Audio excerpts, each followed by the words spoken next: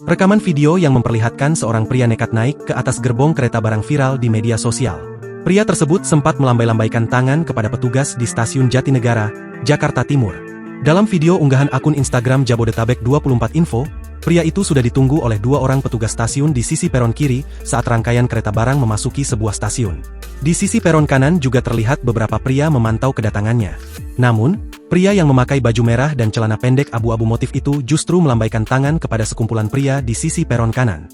Saat kereta barang berhenti, dua orang petugas stasiun yang sudah menunggu bergegas mengamankan pria di atas gerbong. Manajer Humas KAI Daop 1 Jakarta, Franoto Wibowo mengatakan, peristiwa tersebut terjadi pada Minggu, 7 Juni 2026, kemarin.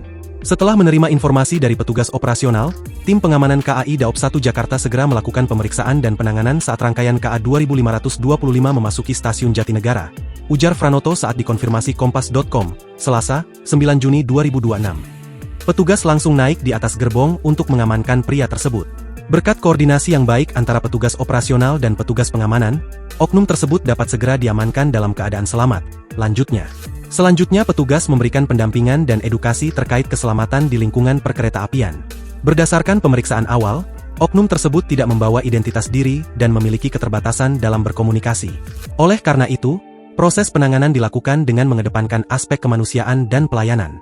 Franoto menegaskan, kereta barang merupakan sarana yang diperuntukkan untuk angkutan logistik dan bukan untuk mengangkut penumpang. KAI mengimbau masyarakat untuk menggunakan layanan transportasi sesuai peruntukannya serta tidak berada di area operasional perkeretaapian tanpa izin demi keselamatan bersama.